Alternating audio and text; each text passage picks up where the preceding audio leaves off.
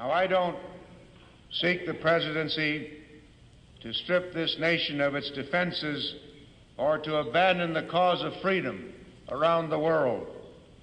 I seek the presidency so that this nation will be strong enough to deter war and determined enough to encourage freedom.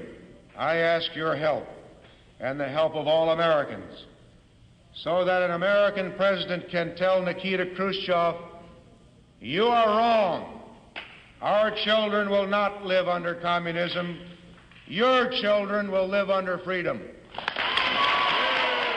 Simon & Schuster Audio presents Surrender is Not an Option, Defending America at the United Nations by John Bolton. Read by the author. And this is why I say that Republicans must take off the gloves. This is why I say that this election is not one for the record books. This election is one for the history books. Americans have plenty tonight to be mad about, and Republicans have plenty to talk about. Let's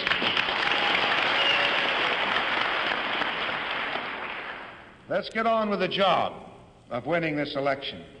We'll never have a better chance, and we'll never face a clearer choice.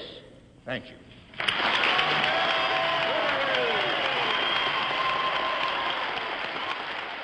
Election night in 1964 found me at the local Goldwater for President headquarters in Catonsville, Maryland, just outside Baltimore.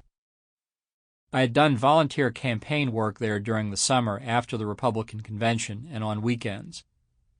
Having obtained permission to be absent from high school on Election Day to hand out Goldwater leaflets at a nearby precinct, I was in Catonsville when Maryland's polls closed to await the national returns. Although Lyndon Johnson seemed to have a large lead going into the election, I remained optimistic that Barry Goldwater would run well and might even pull off an upset.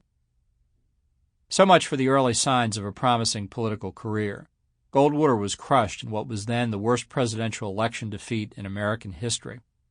At the Catonsville office, which had become quite crowded, many of the adult volunteers, I was just about the only teenager there, were weeping, something I had never seen before in public. I was somewhat puzzled by this display of emotion, but I was more puzzled by the election results, which were going from bad to worse. Dean Birch, Goldwater's chairman of the Republican National Committee, said, "As the sun sets in the west, the Republican star will rise." I believed that for a while until it became ever more obvious that down was the only direction in which Goldwater was headed. It took weeks for the extent of the defeat to penetrate fully into... Sample complete. Ready to continue?